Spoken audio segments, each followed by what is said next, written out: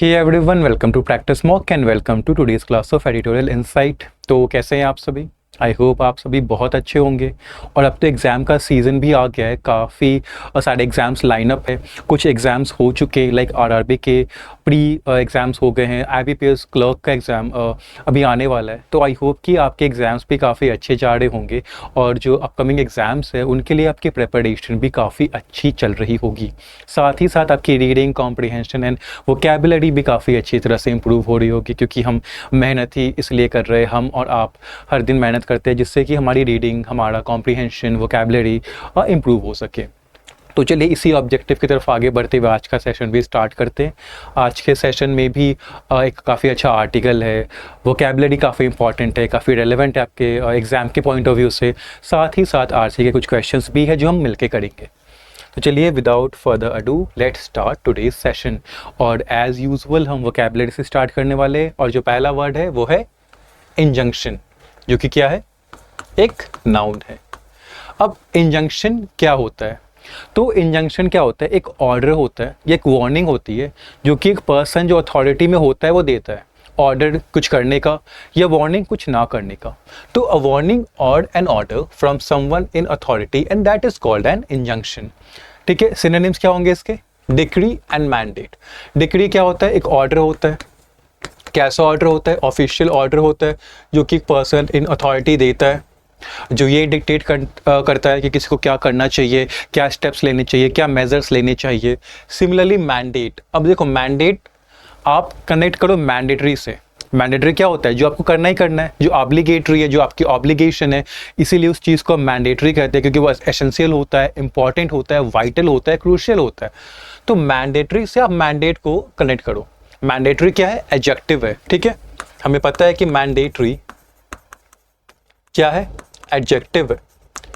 तो उससे कनेक्ट करो आप मैंडेट को। तो मैंडेट भी क्या होगा? ऐसी कोई चीज़ जो कि ऑब्लिगेटरी होगी, जो आपको एक ऑब्लिगेशन देगी, आपको एक ऑर्डर देगी कि कोई चीज़ है वो आपको करनी ही करनी है, आप उससे बच के नहीं जा सकते। तो mandate is also an order, decree is also an order, और इंजंक्शन तो ऑर्डर होता ही है। इसलिए ये तीनों वर्ड्स आपस में सिनोनिम्स हैं। अब एंटोनिम्स क्या होंगे इसके? Plea and entreaty. Plea and entreaty ये दोनों रिक्वेस्ट को रेफर करते हैं।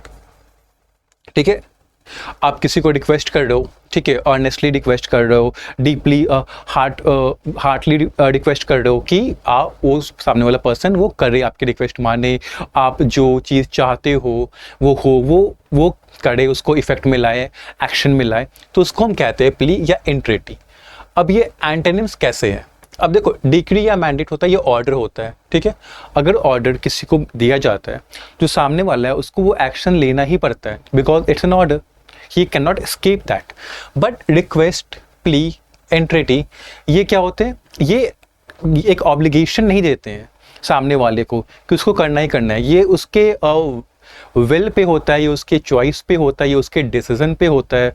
ठीक है, कि वो करे या ना करे, उसको लगे ये सही है कि ये रिक्वेस्ट वैलिड है तो वो उसको पूरा करेगा, अगर उसको लगेगा कि रिक्वेस्ट वैलिड नहीं है, अनरीजनेबल है, तो वो नहीं करेगा।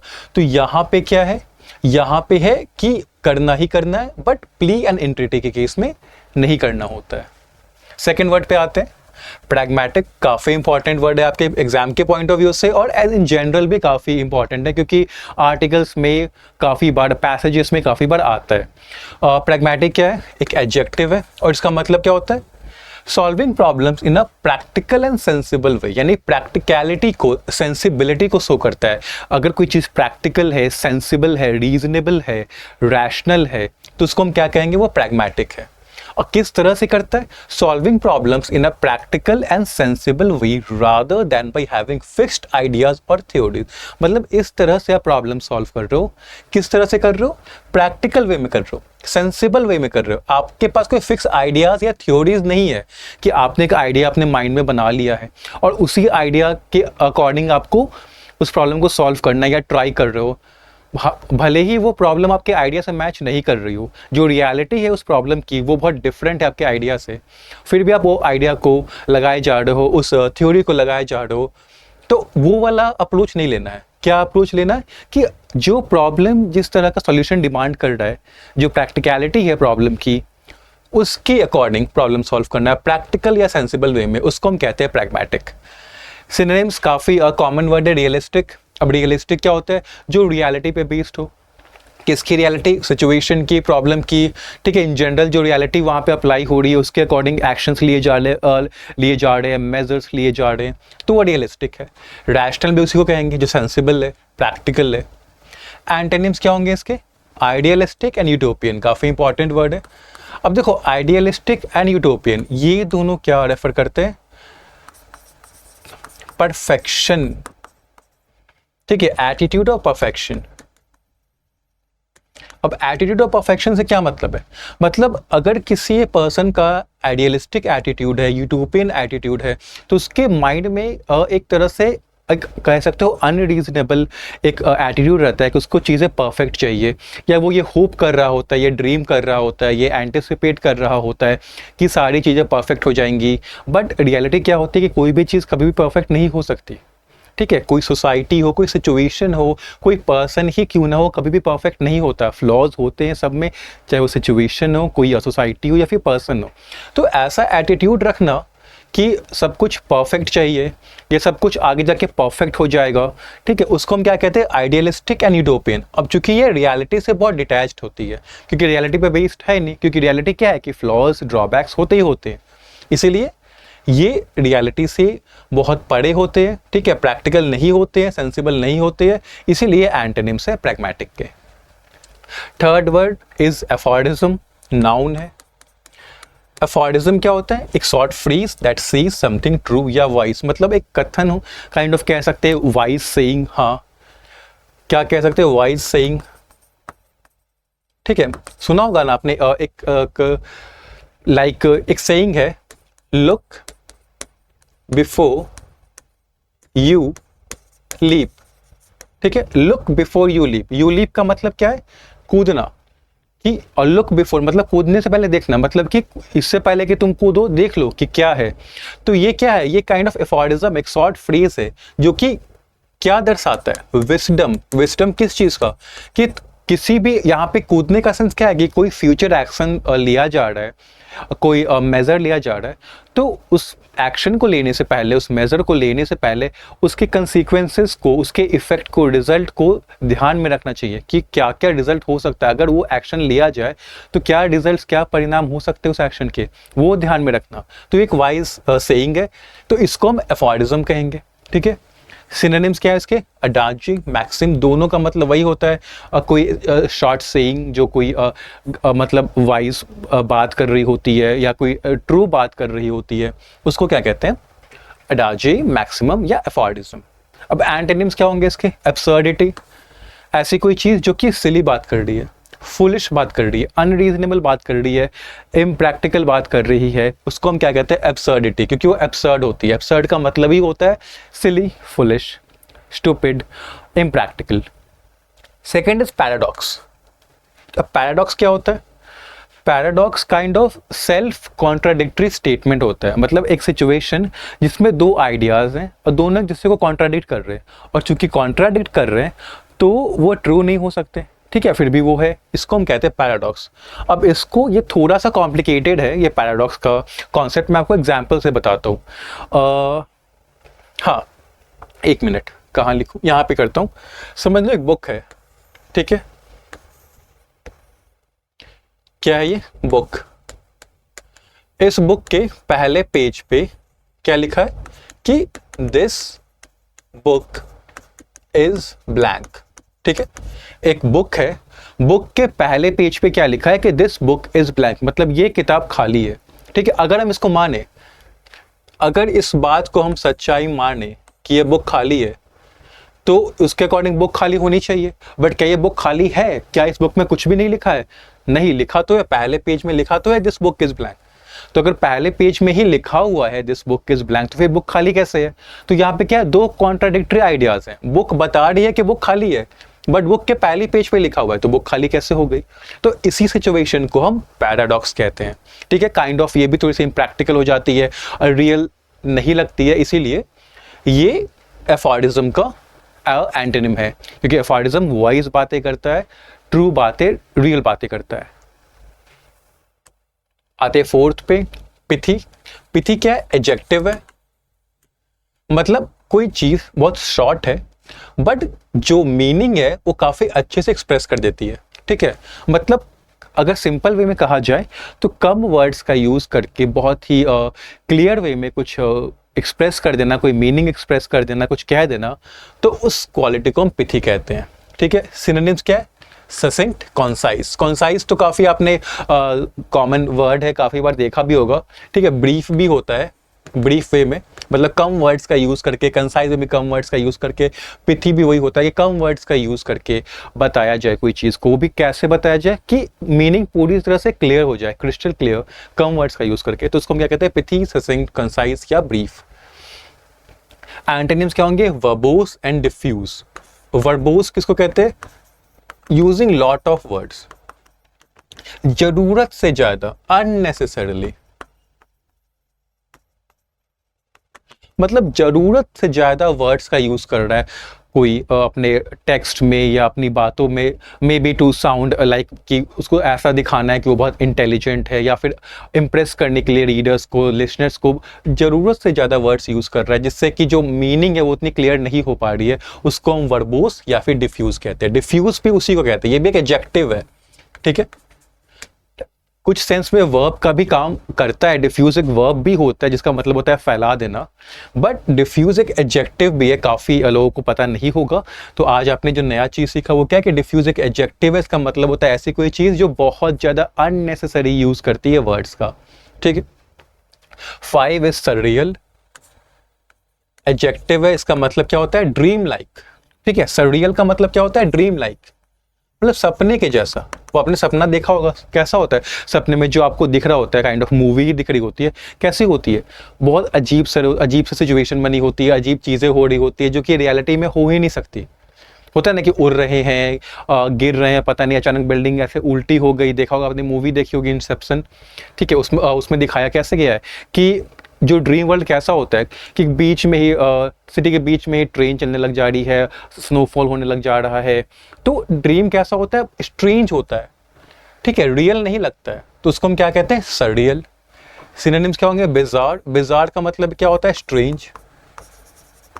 और क्या मतलब होता है इसका? पिक्यूलियर। ठीक है, इसेंट्रिक भी कह सकते हैं, लेकिन इसेंट्रिक जनरली हम पीपल के लिए यूज करते हैं।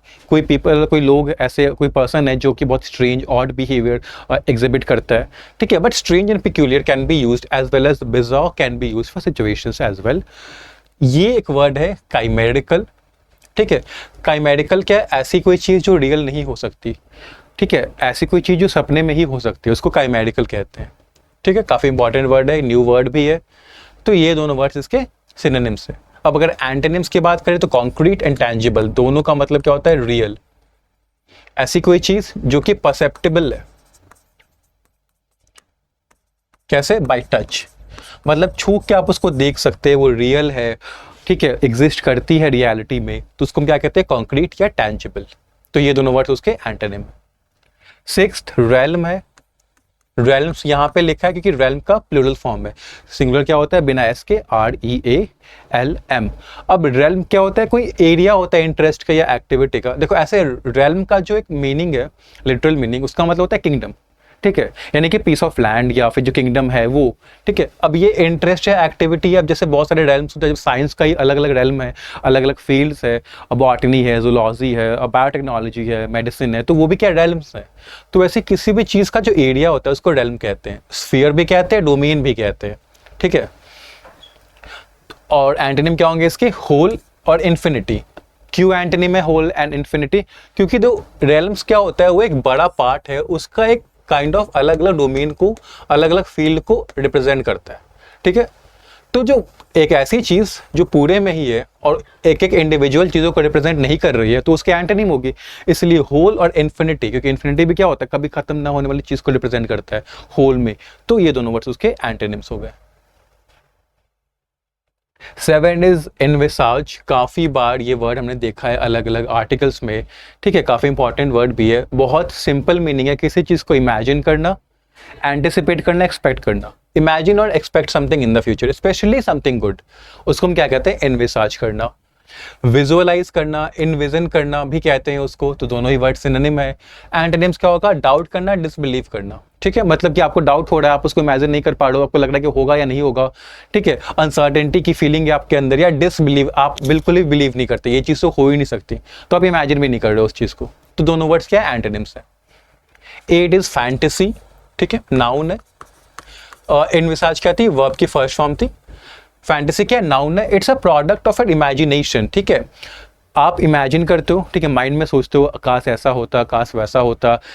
कई बार आप करते भी हो, ऐसे बैठे रहते हो, पढ़ते पढ़ते अपने ही ख्यालों में खो गए कि हाँ अभी मैं यहाँ होता, इधर इधर होता। तो जो भी चीज़ आपको दिख रही होती है वहाँ पे, जो भी आप अगर कोई शहर को सोच रहे हो कि आप एक पर्टिकुलर शहर में होते हो, तो शहर की चीज़ें जो दिख रही है वो सारी क्या फैंटेसी है, वो रियल नहीं है, वो आप सोच के बना रहे हो। तो क्या होता है? वो आपके इमेजिनेशन का क्या है? वो प्रोडक्ट है। तो फैंटेसी उसी को कहते हैं। फैंटाजम भी कहते हैं, फिगमेंट भी कहते हैं। फैंटाजम एंड फिगमेंट दोनों ही वर्ड्स इसके सिनोनिम्स है। दोनों का मतलब क्या होता है? अ प्रोडक्ट ऑफ फैंटेसी, ठीक है, a product of your imagination. Phantasm का एक और स्पेलिंग भी होता है, FANTASM। ये इसकी एक मतलब डिफरेंट स्पेलिंग है। ठीक है, तो कहीं पर अगर ये लिखा होता है, कहीं पे ये लिखा होता है, दोनों अलग अलग वर्ड्स नहीं है, सेम वर्ड्स है, दोनों का मतलब ये होता है product of your imagination. Figment भी वही है। अब एंटोनिम्स क्या होगा? बहुत, तो एंटोनिम्स तो आपको समझ में आ ही गया होगा कि अगर इमेजिनेशन क्या होता है? अनरियल होता है, तो एंटोनिम क्या होगा? जो चीज़ रियल होगी, इन रियलिटी, और ट्रुथ जो कि रियल होते हैं। 9 इज कंसेंसस, एक नाउन है। ठीक है, मतलब क्या होता है? अगर मैं बहुत सिंपल में समझाऊं, यहाँ पे क्या लिखा है? An opinion that all members of a group agree with. मतलब एक ग्रुप में जितने भी मेंबर्स हैं उनका सेम ओपिनियन है, या एक ओपिनियन है, सब अग्री कर रहे हैं, मतलब एग्रीमेंट है। ठीक है, तो कंसेंसस किसको बताता है?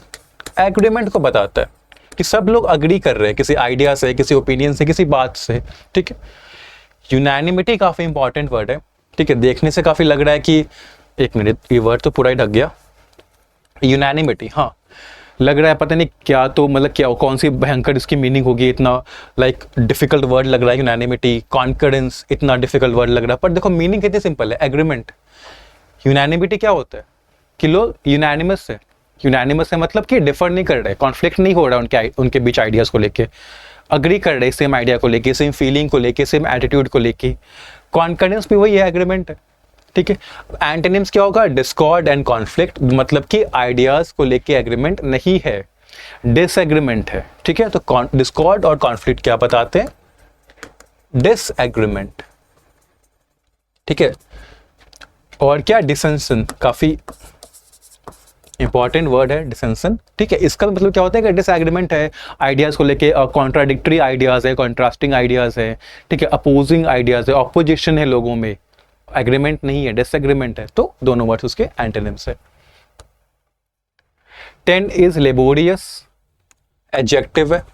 लेबोरियस क्या होता है? ऐसी कोई चीज, कोई एक्टिविटी, कोई काम, कोई टास्क आपको मिल गया जिसमें बहुत एफर्ट लग रहा है, बहुत टाइम लग रहा है, आप एकदम थक गए हो करते करते, उसको हम कहते हैं लेबोरियस। और क्या कहते हैं उसको? आर्डुअस कहते हैं, ग्रुएलिंग कहते हैं। कुछ और वर्ड्स भी है जो आपके एग्जाम के पॉइंट ऑफ व्यू से बहुत इंपॉर्टेंट है, जैसे एग्जैक्टिंग, ठीक है, टैक्सिंग।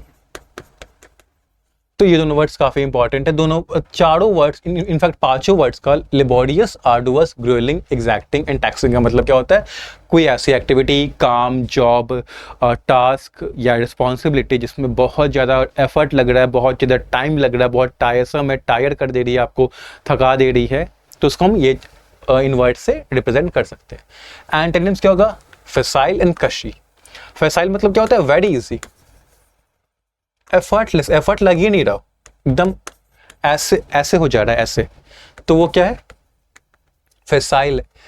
कशी, अब देखो कशी को कैसे करोगे? कशन से। कशन कैसा होता है? एकदम मुलायम, एकदम आराम से बैठे, एकदम आराम आ गया। तो उसका में भी कैसा है? आराम आ रहा है, आराम आराम से हो रहा है, तो कशी है। ठीक है, facile and cushy are antonyms of laborious.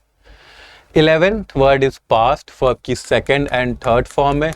इसकी जो मेन वर्ब जो होती है वो होती है पार्स। ठीक है, मतलब क्या होता है? एग्जामिन करना, केयरफुली देखना सिचुएशन को, एनालाइज करना, मीनिंग, उसके पीछे की मीनिंग को अंडरस्टैंड करना, उसको कहते हैं पास करना। सिनोनिम्स क्या होंगे इसके? एनालाइज करना, कॉन्स्ट्रू करना। कॉन्स्ट्रू काफी इंपॉर्टेंट वर्ड है, मतलब वही होता है सेम कि आप एनालाइज कर रहे हो, ठीक है, आप उसको इंटरप्रेट कर रहे हो, अंडरस्टैंड करने की कोशिश कर रहे हो कि मीनिंग क्या है सिचुएशन के पीछे या किसी टेक्स्ट के पीछे, किसी मतलब सेंटेंस में क्या मीनिंग है। तो इन सारी सिचुएशंस पे ये वहाँ पे सेंस आ जाता है। एंटोनिम्स क्या होगा? मिस इंटरप्रेट करना, समझ नहीं पा रहे हो, गलत कर दिया आपने, गलती मतलब गलत वे में समझ लिया, ठीक है, या मिसकंसीव कर लिया, सेम मीनिंग है, गलत वे में समझ लिया आपने, अंडरस्टैंड नहीं कर पाया, कॉम्प्रीहेंड नहीं कर पाए फुल्ली, तो हम क्या कहेंगे? आपने मिस इंटरप्रेट किया या मिसकंसीव किया, और दोनों वर्ड्स एंटोनिम्स है पास्ट के।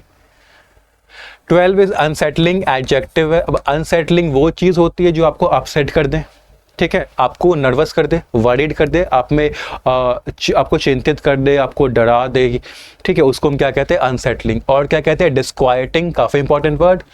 परटर्बिंग, काफ़ी इंपॉर्टेंट वर्ड।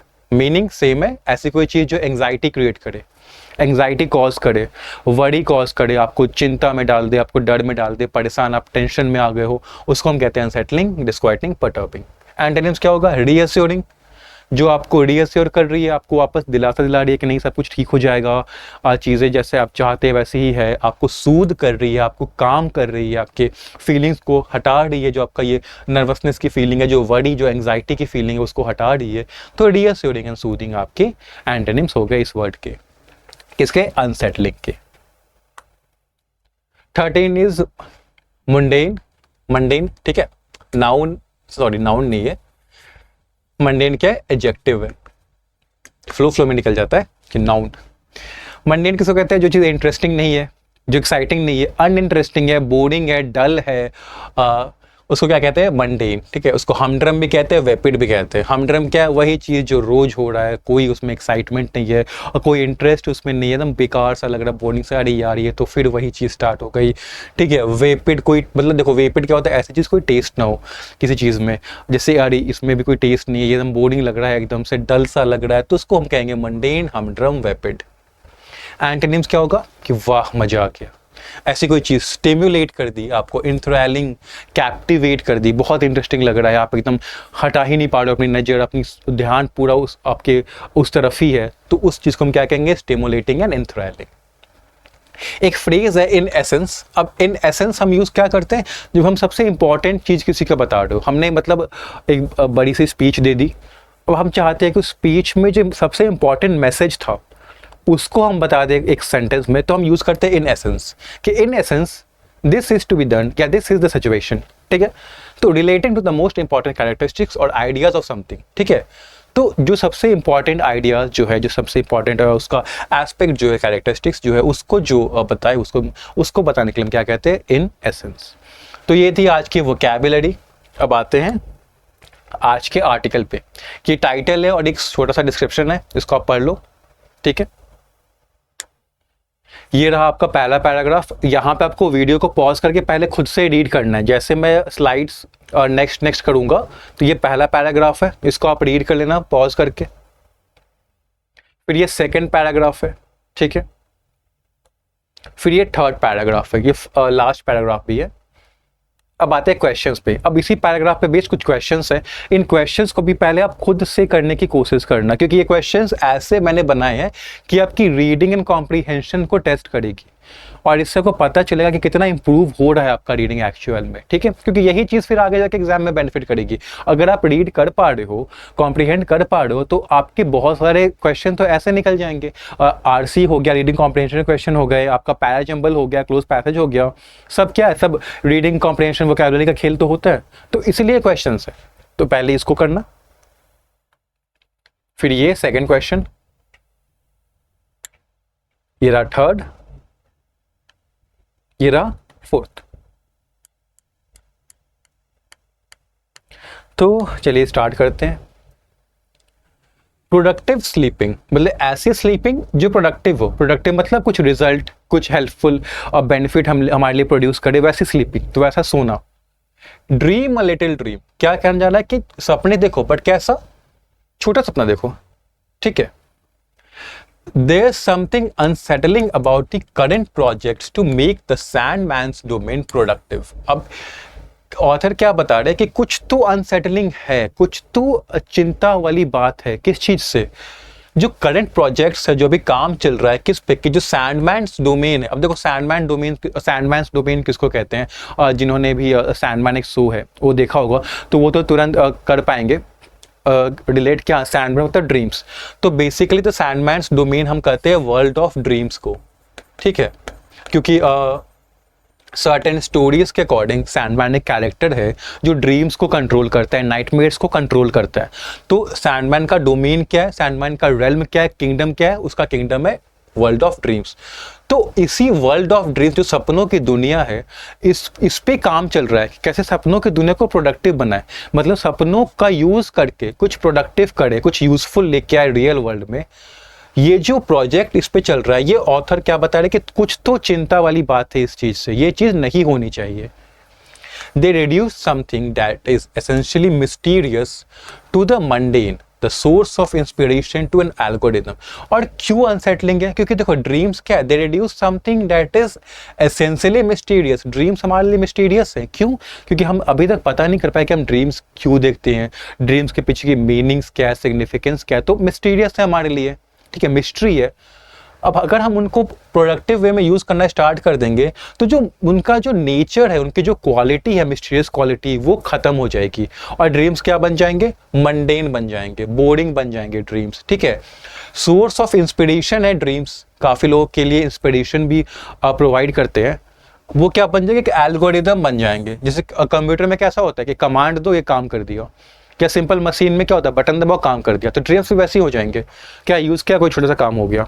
तो जो क्वालिटी है मिस्ट्री वाली, ठीक है, इंस्पिरेशन वाली, वो हट जाएगी। और इसी चीज को लेके ऑथर कह रहे हैं कि ये अनसेटलिंग है, ठीक है। अब देखते हैं कि पैसेज में क्या क्या है। Aldous Huxley's injunction to dream in a pragmatic way, ठीक है। एल्डस हक्सले का एक इंजंक्शन है, इंजंक्शन मतलब है कि एक order, kind of authoritative order है, कमांड है। क्या कमांड था, कि ड्रीम इन अ प्रैग्मेटिक वे, मतलब ड्रीम सपने देखो, बट कैसा, प्रैक्टिकल वे में सपने देखो, ठीक है। तो जो एल्डस हक्सले का जो कमांड था कि लोगों को प्रैक्टिकल वे में, रियलिस्टिक वे में सपने देखने चाहिए, वॉज मेंट एज एन अफोर्डिज्म। वो वाज मेंट मतलब कि उसको कैसे देखा जाना चाहिए था, एक अफोर्डिज्म की तरह देखा जाना चाहिए था, मतलब कि wisdom, a source of wisdom. मतलब कि अगर एल्डस हक्सले ने ये कहा था लोगों से कि सपने देखो बट प्रैग्मेटिक वे में, तो वो एक विजडम की बात थी, वो एक ट्रू बात थी। A pithy way perhaps of paraphrasing that much misunderstood warning at the oracle's temple at Delphi, know thyself, ठीक है। अब यहां पे देखो ये सेंटेंस, पहला सेंटेंस तो समझ में आ गया, ठीक है, जिसमें एल्डस हक्सले के इंजंक्शन के बारे में बात हो रही है। एल्डस हक्सले ने जो कमांड दिया था क्या, कि ड्रीम करो रियलिस्टिक वे में, प्रैक्टिकल वे में, प्रैग्मेटिक वे में, उसको एक एफर्डिज्म, एक विजडम की तरह लेना चाहिए, ठीक है। तो ये सेंटेंस तो समझ में आ गया। ये जो सेंटेंस है ये थोड़ा सा आपके लिए कॉम्प्लिकेटेड हो सकता है, ठीक है, क्योंकि इस वे में लिखा गया है अ pithy way perhaps of paraphrasing. एक पिथी वे मतलब एक शॉर्ट वे है, ठीक है। पिथी क्या होता है, pithy is like short, concise. तो एक कॉन्साइज वे है। पैराफ्रेज करने का मतलब कि रीराइट, देखो पैराफ्रेज मतलब क्या होता है, रीराइट करना, ठीक है। तो रीराइटिंग कर देता हूं क्योंकि आईएनजी फॉर्म है। तो पैराफ्रेज क्या करते हैं कि हम देखो आइडिया चेंज नहीं करते, बट जिस तरह से चीजें लिखी गई है उसको थोड़ा अलग कर देते हैं जिससे वो बेटर समझ में आए। तो क्या कह रहा है कि एक शॉर्ट वे है फिर से लिखने का, दैट मच मिसअंडरस्टूड वार्निंग, मतलब जो एक वार्निंग है जो कि मिसअंडरस्टूड है, मतलब बहुत लोग उस वार्निंग को सही से समझ नहीं पाते, उस वार्निंग को, ठीक है, एक शॉर्ट वे में लिखने का तरीका है, ठीक है। और ये वार्निंग कहाँ है, at the oracles temple at Delphi. Delphi एक प्लेस है, वहां पे जो ओरेकल्स का टेम्पल है उस पर एक वार्निंग है। वो वार्निंग कैसी है, मिसअंडरस्टूड है, मतलब काफी लोग वार्निंग को सही से समझ नहीं पाए हैं। उस वार्निंग को एक शॉर्ट एंड कंसाइज वे में, जिससे वो बेटर समझ में आ जाए, लिखने का तरीका है, ठीक है। वो वार्निंग क्या है, no thy self. Thy self क्या होता है, ये एक्चुअली योरसेल्फ का ना एंशिएंट फॉर्म है। आपने देखा होगा शेक्सपियर के वर्क्स में ठीक है, दाउ, दाई, सेल्फ, ये सब यूज़ होता था पहले, क्योंकि इंग्लिश का बहुत चेंज हुआ है स्ट्रक्चर एंड अपीयरेंस। ठीक है, तो पुराने टाइम्स में, एंशिएंट टाइम्स में दाई सेल्फ यूज़ करते थे। ठीक है, अब यहाँ पे तो ऑथर ने कह दिया कि एक बहुत ही शॉर्ट वे है अच्छे से समझाने का, जो वार्निंग है ओरेकल के टेम्पल में, डेल्फी में जो ओरेकल का टेम्पल है उस पर जो वार्निंग है जो लोगों को समझ में नहीं आती है, उसी को समझाने का एक बेटर वे है। बट क्या बेटर वे है? ठीक है, क्या है? तो ये है, ठीक है, जो ये एल्डस हक्सली का इंजंक्शन है, जो कमांड है कि ड्रीम करो बट रियलिस्टिक वे में ड्रीम करो, प्रैग्मेटिक वे में ड्रीम करो, जिसको कि एक विस्डम की तरह लिया जाना चाहिए। यही इंजंक्शन क्या है? ये एक इजी वे है इस चीज को समझने का। ये जो वार्निंग है इस चीज को समझने का एक इजी वे है। ठीक है, यानी कि ऑल्डस हक्सली का जो इंजंक्शन है और जो वार्निंग है ओरेकल्स टेम्पल पे, यहाँ पे ऑथर ने एक कनेक्शन बनाया है कि जो ओरेकल्स के टेम्पल पे जो वार्निंग है वो काफ़ी लोग मिसअंडरस्टूड कर देते हैं, समझ नहीं पाते हैं। ठीक है, तो ये जो ऑल्डस हक्सली का इंजंक्शन है ये उसको बेटर वे में समझाता है, क्योंकि ये शॉर्ट है, कंसाइज है। ठीक है, और इंजंक्शन क्या है कि ड्रीम करो प्रैग्मेटिक वे में, और यहाँ पे क्या है? वार्निंग कहती है कि नो योर सेल्फ। तो ड्रीम करो बट रियलिस्टिकली, और नो योर सेल्फ। ठीक है, तो अभी तो यहाँ पे इससे समझ में आया है। अब देखते हैं आगे पैसेज पढ़ते हैं, देखते हैं और क्या लिखा है। मे बी इन दोनों का कनेक्शन और क्लियर हो सके। Perhaps it's just as well that, मतलब perhaps ये it's just as well का मतलब क्या होता है कि अच्छी बात है। मे बी perhaps कह रहा है ऑथर कि मे बी क्या पता अच्छी बात है कि 21st century scientists are ignoring the calls from a 20th century futurist। जो 21st century के साइंटिस्ट हैं वो इग्नोर कर रहे हैं क्या? कॉल्स, जो रिक्वेस्ट किए थे, जो डिमांड्स थे 20th century futurist के, उनके डिमांड्स को इग्नोर कर रहे हैं। और डिमांड्स क्या थे? To respect limits, to be pragmatic and even to leave some mysteries well enough alone. ठीक है, अब ऑथर इन दोनों सेंटेंस के नेक्स्ट सेंटेंस में क्या कह रहा है कि मे बी परहैप्स की अच्छी ही बात है कि आज की जो 21st सेंचुरी के साइंटिस्ट हैं वो 20th सेंचुरी का जो फ्यूचरिस्ट था, ठीक है, उसके वार्निंग को, उसके ऑर्डर को इग्नोर कर रहे हैं। ठीक है, और क्या थी उसका ऑर्डर या वार्निंग क्या था कि लिमिट्स को रिस्पेक्ट करो। ठीक है, प्रैग्मेटिक बनो और कुछ मिस्ट्रीज को छोड़ दो, अकेले उनको मिस्ट्रीज ही रहने दो। ठीक है, उनमें ज़्यादा उनको समझने की, अंडरस्टैंड करने की, वहाँ पे इंटरफेयर करने की जरूरत नहीं है। तो यहाँ पे कुछ आपको समझ में आया इन तीनों सेंटेंस का कनेक्शन? देखो, इंजंक्शन क्या था कि ड्रीम करो रियलिस्टिक वे में। ठीक है, डेल्फी पे वार्निंग क्या थी? Know your self. ठीक है, दोनों में रिलेशन क्या था कि जो नो योर सेल्फ है इसी का एक इजी फॉर्म है ड्रीम करो रियलिस्टिक वे में। फिर क्या बताया गया कि 20th सेंचुरी फ्यूचरिस्ट का एक कॉल है, एक ऑर्डर है, वार्निंग है कि रिस्पेक्ट करो लिमिट्स की, प्रैग्मेटिक रहो और मिस्ट्रीज को अकेला छोड़ दो। तो ये 20th सेंचुरी फ्यूचरिस्ट कौन है? यही तो है एल्डस हक्सली, और इन्हीं का तो है ये ड्रीम इन अ प्रैग्मेटिक वे। उन्होंने कहा है कि ड्रीम करो रियलिस्टिक वे में, मतलब सपने तो देखो बट रियलिटी में रह के। ठीक है, रियलिटी को मत भूलो, अपने लिमिट्स को मत भूलो। तो यही तो है कि अपने लिमिट्स को रिस्पेक्ट करो। ठीक है, कि तुम्हें क्या करना चाहिए, क्या नहीं करना चाहिए, कहाँ पे इंटरफेयर नहीं करना चाहिए। ठीक है, प्रैग्मेटिक बनो और कुछ मिस्ट्रीज को मिस्ट्रीज ही छोड़ दो। ठीक है, तो ये तीनों में ये कनेक्शन था, समझ में आया? ठीक है, यानी कि ड्रीम इन अ प्रैग्मेटिक वे का मतलब क्या है कि ड्रीम करो रियलिस्टिक वे में, मतलब कि अपने लिमिट्स को समझो, प्रैक्टिकल बनो, रियलिस्टिक बनो। ठीक है, जो रियलिटी है उसको समझो, रिकॉग्नाइज करो, अपने लिमिट्स को समझो कि तुम्हारी लिमिट्स क्या है, तुम्हारी एबिलिटीज क्या, किस हद तक तुम्हारी लिमिट्स तुम्हारे साथ देंगे, उसके आगे अनरियलिस्टिक हो जाती है चीज़ें, उस चीज़ को समझो। और यहाँ पे जो डेल्फी पे था नो योर सेल्फ। ठीक है, नो योर सेल्फ मतलब कि क्या? खुद को जानो। किस वे में? मतलब कि अपने लिमिट्स को जानो। ठीक है, रियलिस्टिक बनो, तुम क्या अचीव कर सकते हो, क्या अचीव नहीं कर सकते हो, उसके बारे में बात हुई थी।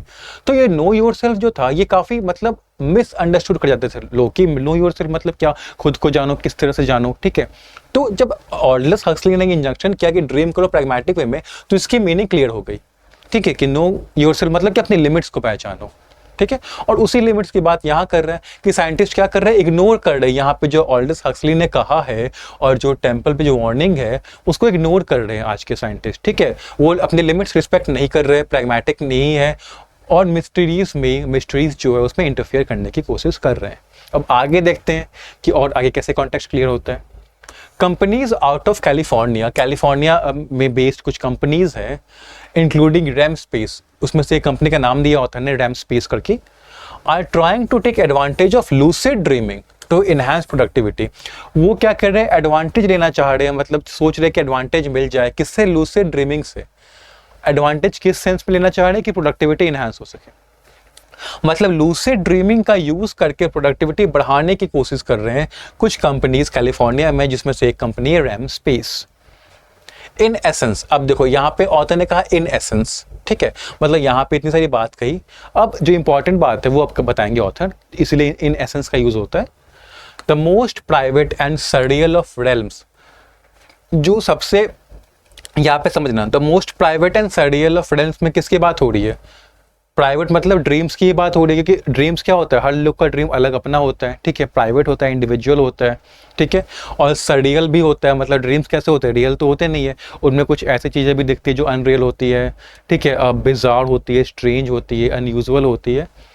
और जो ऑफ रेल्म्स जो ड्रीम के अलग अलग रेल्म्स हैं, उनको यूज़ किया जा सकता है क्या करने के लिए, टू लर्न ए स्किल, एक स्किल सीखने के लिए, गेन नॉलेज पाने के लिए, and even act as a sort of Bluetooth connection. और ये जो ड्रीम्स हैं ये एक ब्लूटूथ कनेक्शन की तरह भी काम कर सकते हैं, ठीक है। रिसर्चर्स जो है, जो इस फील्ड में रिसर्च कर रहे हैं ड्रीम्स के, वो ये इमेजिन कर रहे, एक्सपेक्ट कर रहे हैं कि people being able to control computer screen and cards, मतलब ड्रीम्स का यूज करके, ड्रीम्स का यूटिलाइज करके लोग कंप्यूटर स्क्रीन और कार्ड कंट्रोल कर पाएंगे, ठीक है।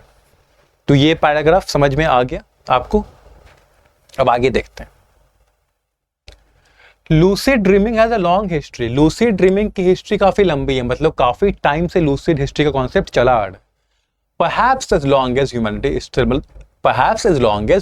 इटसेल्फ, मतलब कि जितनी पुरानी ह्यूमैनिटी है उतना ही पुराना लूसिड ड्रीमिंग का कॉन्सेप्ट भी है। In essence, again in essence मतलब फिर से कुछ इंपॉर्टेंट जो एस्पेक्ट है वो समझाएंगे author. The dreamer is aware that they are dreaming and can, with some practice, guide the sleeping fantasy. अब यहाँ पे lucid dreaming के बारे में कहा गया है कि lucid dreaming में क्या होता है कि जो ड्रीमर है, जो सपना देख रहा होता है, उसको पता होता है कि वो सपना देख रहा है। देखो जनरली क्या होता है, जब हम सपना देखते हैं हमें पता नहीं चलता ना कि हम सपने में है, वो जब हम उठ जाते हैं तब हमें रियलाइज होता है कि अरे हम तो सपना देख रहे थे, ठीक है। कितनी बार आपने देखा होगा कि बहुत कॉमन सपना एक ये होता है सबका कि एग्जाम छूट गया, एग्जाम हॉल में लेट से पहुंचे, फिर कैसे आप एकदम से उठते हो, ठीक है, और लगता है अरे ये तो सपना था, वाह अभी भी टाइम है, चलो मैं एग्जाम के लिए टाइम पे पहुंच जाता हूँ, ठीक है। तो वो आपको पता, उस टाइम तो पता नहीं चलता है जब सपना देख रहे हो, उस टाइम का लगता है ये रियल ही हो रहा है, एग्जाम में लेट हो गया मैं, ठीक है, चीज़ें अजीब सी हो रही होती है आसपास, फिर भी आपको लगता है क्या कि रियल ही हो रहा है ऐसा, ठीक है। लेकिन लूसिड ड्रीमिंग में ड्रीमर को पता होता है कि वो सपना है, ठीक है, वो अवेयर होता है कि वो सपनों की दुनिया में है, और विथ सम प्रैक्टिस, कुछ प्रैक्टिस करके guide the sleeping fantasy, guide मतलब कंट्रोल कर सकता है, वो इन्फ्लुएंस कर सकता है, मतलब सपनों को कंट्रोल कर सकता है, मतलब जो चाहे वो सपने में कर सकता है वो, ठीक है। वो जैसे वो रियल लाइफ में करता है वैसे वो सपनों में भी कर सकता है, उस तरह से कंट्रोल कर सकता है चीज़ों को। तो इसी को कहते हैं lucid dreaming. Guide the sleeping fantasy से मतलब ड्रीम्स को ही लेके, फैंटेसी क्या होता है, कोई अनरियल चीज। अब स्लीपिंग मतलब सोते समय क्या होती है, अनरियल चीज, ड्रीम्स होते हैं। तो यहाँ पे ड्रीम्स को ही अलग अलग वर्ड से रिप्रेजेंट किया गया है। The general consensus among sleep scientist is that, एक जनरल एग्रीमेंट है, यानी कि साइंटिस्ट जो स्लीप साइंटिस्ट्स हैं, मतलब ऐसे साइंटिस्ट जो रिसर्च करते हैं, स्टडी करते हैं स्लीप को लेके, उनमें एक जनरल कंसेंसस है, एक अग्री करते हैं सब मिलके। क्या अग्री करते हैं कि about 50% of humanity has had at least one lucid dream, कि जितने लोग हैं दुनिया में उनमें से 50% ने एक बार तो कम से कम लूसिड ड्रीम किया है, ठीक है। अब आपने अगर किया होगा तो मुझे जरूर बताना कमेंट सेक्शन में कि हाँ आपने किया है lucid dream. That figure is greatly enhanced among you, a young philosophy and psychology students. अब ये फिगर है जो 50% है, ये बढ़ जाता है किस केस में, young philosophy and psychology students, मतलब जो यंग स्टूडेंट्स हैं जो साइकोलॉजी फिलोसफी पढ़ रहे होते हैं वो ज़्यादा लूसिड ड्रीम करते हैं, ठीक है, उनमें लूसिड ड्रीम के इंस्टेंसेस ज़्यादा देखने को मिले हैं। Through a laborious process of reality testing and journaling, मतलब एक लेबोरियस प्रोसेस, बहुत ही टफ प्रोसेस है, काफ़ी एफर्ट और टाइम लगता है, ठीक है। कौन से प्रोसेस में? रियलिटी टेस्टिंग और जर्नलिंग में, ठीक है। इसके through many have try to control their dreams to become more creative, बहुत लोगों ने ट्राई किया है अपने ड्रीम्स को कंट्रोल करने का, जिससे वो बहुत ज़्यादा क्रिएटिव बन जाए, ठीक है। अपनी क्रिएटिविटी बढ़ाने के लिए उन्होंने ड्रीम्स को कंट्रोल करने की कोशिश की है। किसके थ्रू? रियलिटी टेस्टिंग और जर्नलिंग के थ्रू, ठीक है। और प्रोसेस ये कैसा है, रियलिटी टेस्टिंग का और जर्नलिंग का प्रोसेस कैसा है? लेबोरियस है, मतलब बहुत ही डिफिकल्ट है, बहुत एफर्ट एंड टाइम लगता है। अब रियलिटी टेस्टिंग क्या होती है, मैं आपको एक बैकग्राउंड दे देता हूँ। देखो, रियलिटी टेस्टिंग क्या होती है? रियलिटी टेस्ट करना, मतलब समझ में आना कि कौन चीज़ रियल है, कौन सी चीज़ रियल नहीं है।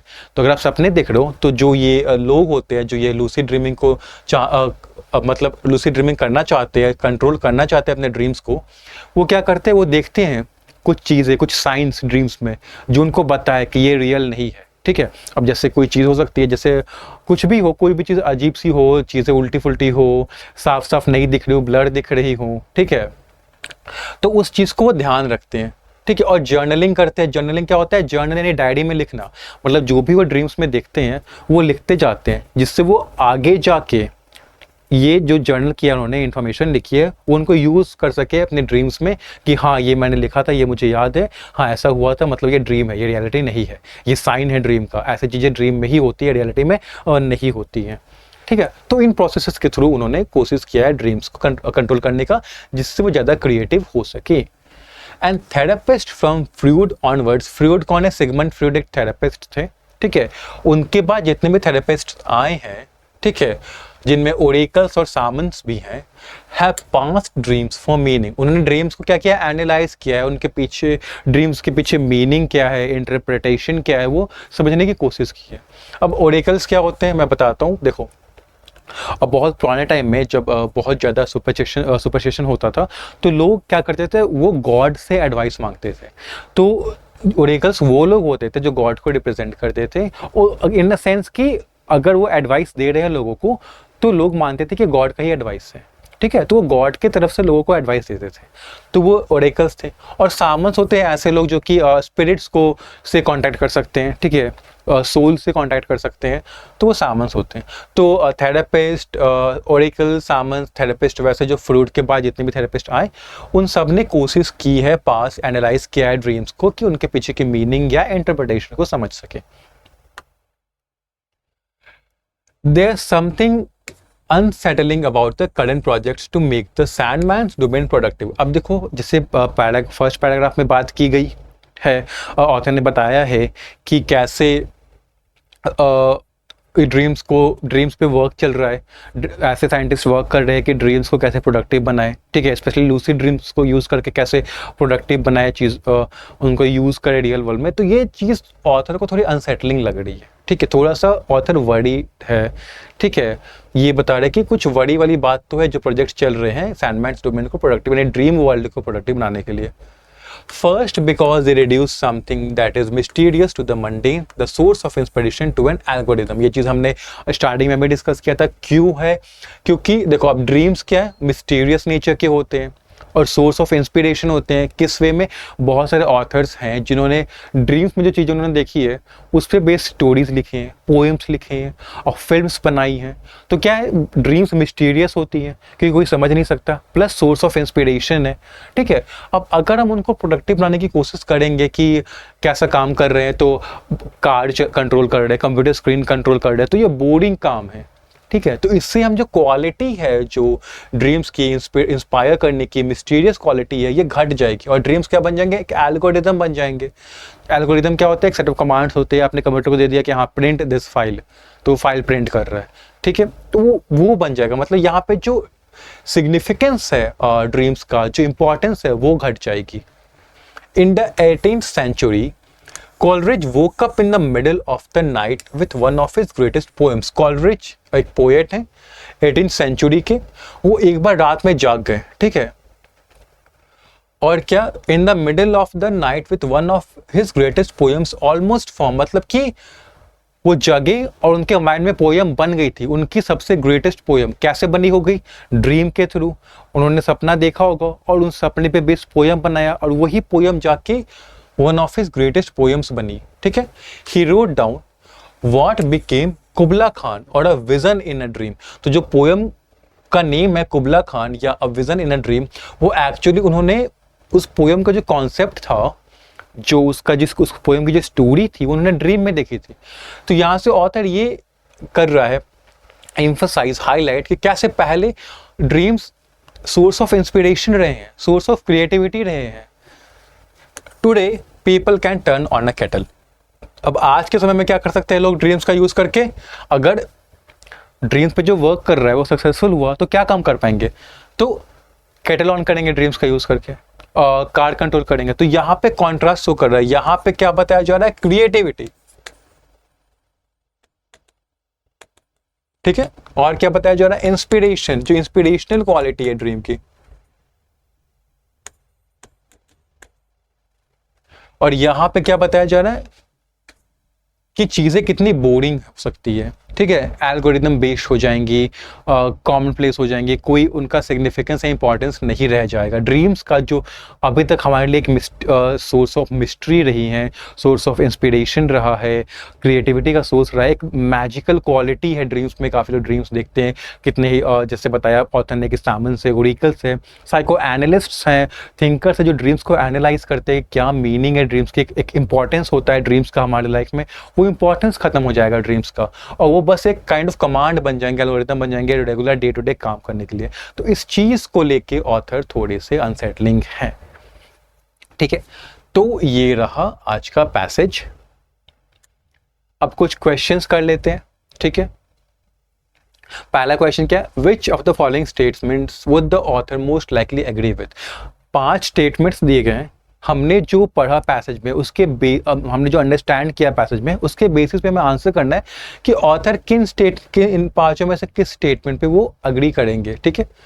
Lucid dreaming should be exclusively reserved for scientific research. Lucid dreaming को सिर्फ साइंटिफिक रिसर्च के लिए ही यूज करना चाहिए। क्या ऑथर इस बात के लिए अग्री करेंगे?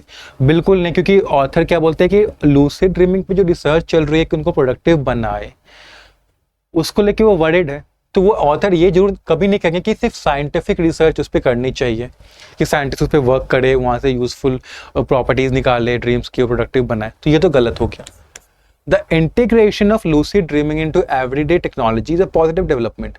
जो इंटीग्रेशन है, जो हम लूसिड ड्रीमिंग कॉन्सेप्ट मिला रहे हैं, मर्ज कर रहे हैं एवरीडे टेक्नोलॉजी से, एक पॉजिटिव डेवलपमेंट है, मतलब ऑथर फेवर में है, ठीक है, कि काफ़ी अच्छी डेवलपमेंट है, काफ़ी अच्छा चीज़ हो रहा है।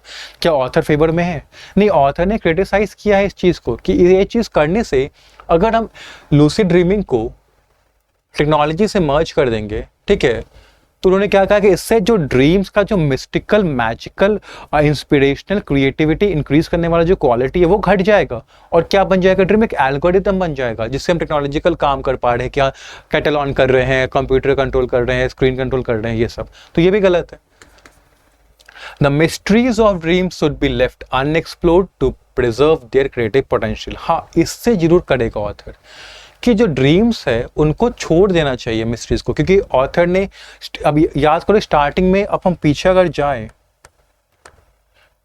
और इन दोनों अब हमने पूरा पैराग्राफ तो पूरा पैसेज तो पढ़ लिया, अब इन दोनों सेंटेंसेस का स्पेशली ये जो इंजंक्शन है ड्रीम इन ए प्रैग्मेटिक वे और जो टेम्पल है नो दाइसेल्फ, अब इसका सिग्निफिकेंस आपको समझ में आ रहा होगा कि ऑथर ने क्यों मेंशन किया है कि लिमिट में रहना चाहिए, कि सपने देखने चाहिए बट रियलिस्टिक होके देखने चाहिए, अपनी लिमिट्स जानने चाहिए। ये रेफर करते हुए कि कुछ चीज़ों में, जैसे अभी जो साइंटिस्ट कर रहे हैं कि वो ड्रीम्स के रेल में जाके वहाँ पे रिसर्च कर रहे हैं, तो वहाँ पे उनको अपनी लिमिट पता होनी चाहिए, वो हर जगह उनको इंटरफेयर नहीं करना चाहिए, ठीक है।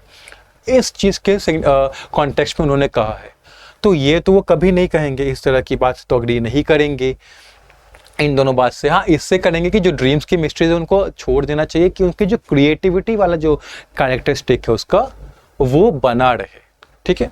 तो ये सही है। Young students of philosophy and psychology should avoid attempting to control their dreams.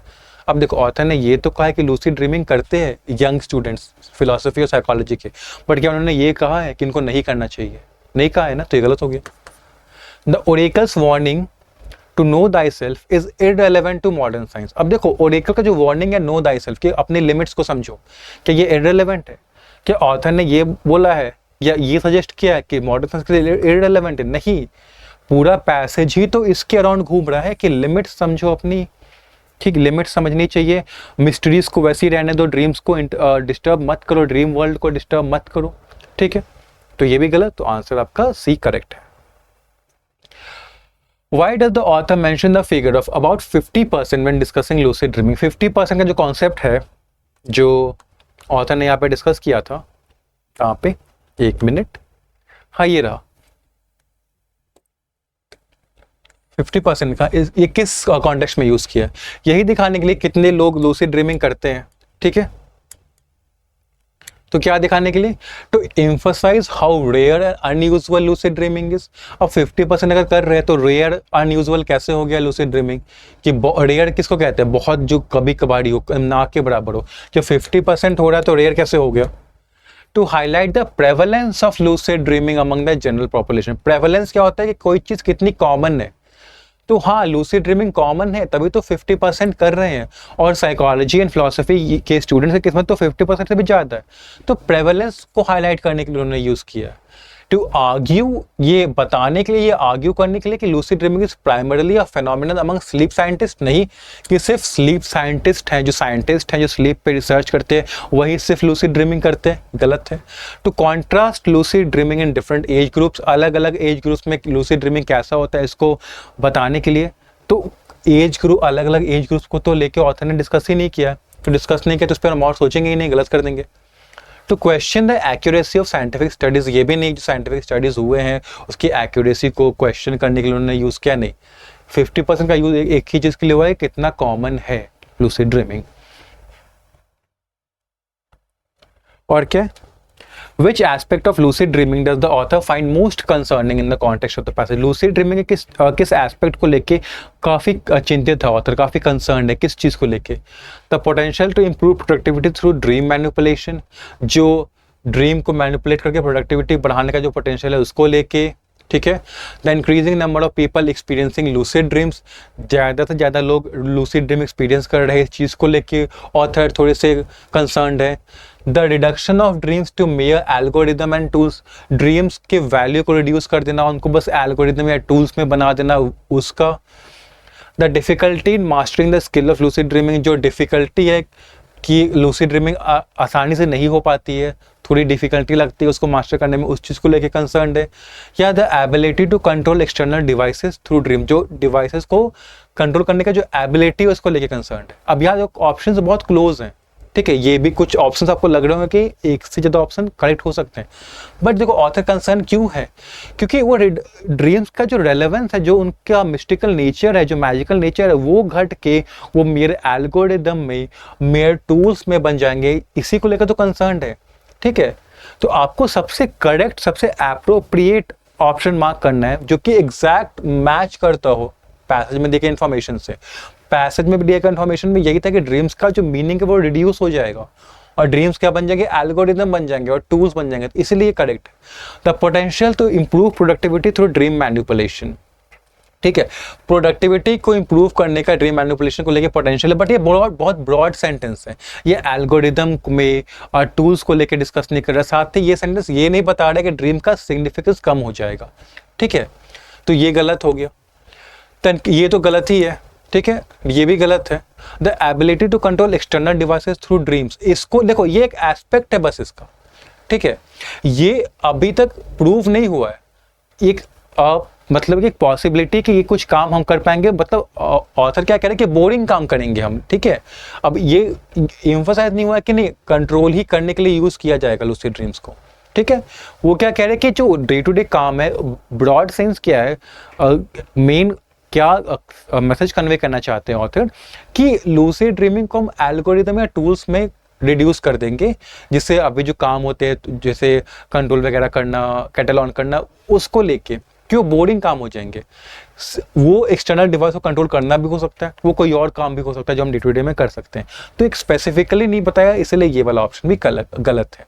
सबसे अप्रोप्रिएट जो है, जो कि एग्जैक्ट सेम मीनिंग कन्वे करता है जैसा पैसेज में कहा है ऑथर ने, वो ये है, the reduction of dreams. Dreams का जो रिडक्शन हो जाएगा, जो उनकी मीनिंग है, जो उनका इंपॉर्टेंस है, सिग्निफिकेंस है, वो रिड्यूस हो जाएगा और ड्रीम्स मेयर एल्गोरिथम और टूल्स बन जाएंगे। ये सबसे इंपॉर्टेंट है। हालांकि कुछ ऑप्शंस करेक्ट हो सकते थे, बट यहाँ पे हमें एलिमिनेशन मेथड यूज करना था, जिससे बाकी एलिमिनेट हो गए और ये हमारा आंसर सी हो गया।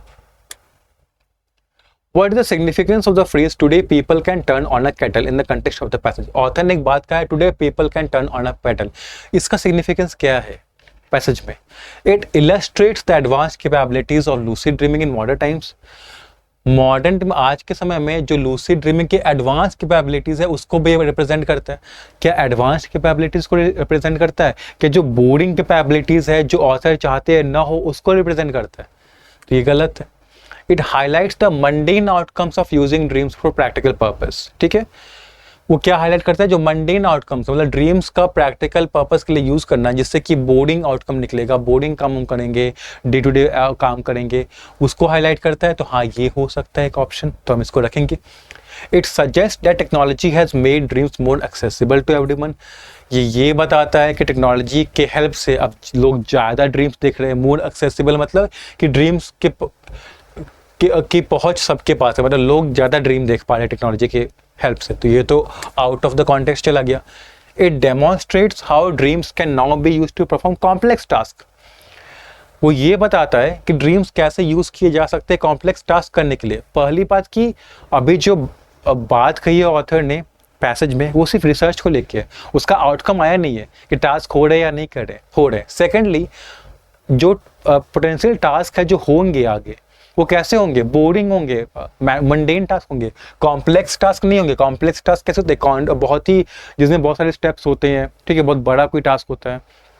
तो ये तो गलत हो गया, ठीक है, क्योंकि ऑथर ने क्या किया? पहले तो उसने पोटेंशियलिटी में बात की है, पॉसिबिलिटी में बात की है कि ये काम हो सकता है। सेकंड, कैसे काम हो सकते हैं ड्रीम्स का यूज़ करके? मंडेन, बहुत ही जो रेगुलर काम, जैसे कैटल को ऑन करना, स्क्रीन कंट्रोल करना, कार कंट्रोल करना, ये सब काम। कॉम्प्लेक्स टास्क करने की बात नहीं कही है, तो ये गलत हो गया। It emphasises the ease of achieving control over dreams in the present day. मतलब कि जो आसानी से जो कंट्रोल किया जा सकता है ड्रीम्स को आज के समय में, उसको रिप्रेजेंट करता है। तो ये भी गलत है कि पैसेज के अकॉर्डिंग लूसिड ड्रीमिंग डिफिकल्ट है, और अभी भी डिफिकल्ट है। ऑथर ने ये नहीं कहा कि डिफिकल्टी कम हो गई है। तो आंसर किया हमारा सही कि ये हाईलाइट करता है today people can turn on a kettle. अब टर्न ऑन अ केटल खुद देखो ना, turn on a kettle, kettle को ऑन करना, कि ये बहुत इंटरेस्टिंग काम है? नहीं। कि ये बहुत कॉम्प्लेक्स काम है? नहीं, ये एक बोरिंग काम है, डे टू डे काम है। तो इस चीज के लिए ड्रीम का यूज किया जाएगा, तो इससे ड्रीम का सिग्निफिकेंस, इंपॉर्टेंस घटेगा ही ना। ठीक है, इसी को तो हाईलाइट कर रहा है ये, तो बी हमारा करेक्ट आंसर है। तो ये रहा आपका पूरा पैसेज, साथ ही वोकैबुलरी वर्ड्स जो हमने पैसेज पढ़ लिया, देख लिया ऑथर हमसे क्या कहना चाहते हैं, क्वेश्चंस भी कर लिए, वोकैबुलरी भी देख ली। आई होप कि आपको ये सेशन काफ़ी फ्रूटफुल लगा होगा, काफ़ी बेनिफिशियल लगा होगा, एंड आई रियली होप कि आप सारे सेशन देखते आ रहे हो अभी तक, क्योंकि वो सारे सेशंस भी बहुत इंपॉर्टेंट है और बहुत रेलिवेंट है आपके एग्जाम के पॉइंट ऑफ व्यू से। क्योंकि ऐसे पैराग्राफ्स, ऐसे क्वेश्चंस, ऐसे आर्टिकल्स आपको देखने को मिलते हैं एग्जाम में, जिस पे बेस्ड क्वेश्चंस होते हैं। ठीक है, तो यहाँ से क्या हो रहा है, आपकी फेमिलियरिटी बढ़ रही है। अब नेक्स्ट टाइम इस तरह का कोई पैसेज आएगा तो आप उसको आसानी से समझ पाओगे। तो ये चीज़ अगर आप समझ पा रहे हो तो मुझे कमेंट सेक्शन में ज़रूर बताओ। जो भी आपके डाउट्स हैं किसी सेशन को लेके, इस सेशन को लेके, इसमें पूछा गया कोई क्वेश्चन को लेके, किसी वोकैबुलरी को लेके, या पुराने वाले सेशंस को लेके कोई डाउट है तो मुझसे आप शेयर कर सकते हो। साथ ही कोई रिकमेंडेशन है आपके पास, कोई सजेशन है कि इन सेशंस को और अच्छा कैसे बनाया जा सकता है, तो वो भी शेयर कर सकते हो आप मुझसे। ठीक है, अब मैं मिलूंगा आपसे नेक्स्ट सेशन में। तब तक के लिए प्रैक्टिस करते रहो, रीडिंग करते रहो, वोकैब अपनी इंप्रूव करते रहो, साथ ही मॉक्स देते रहो, क्योंकि एग्जाम का टाइम आ गया है, एग्जाम्स लाइंड अप है, अपने नोटिफिकेशन आना स्टार्ट हुए और आते ही रहेंगे। तो मॉक्स दो, अपनी परफॉर्मेंस इंप्रूव करो, और इस साल आपको एक एग्जाम क्रैक करके जॉब ले लेनी है। ठीक है, तो अब मैं मिलूंगा आपसे नेक्स्ट सेशन में। तब तक के लिए thank you, have a nice day.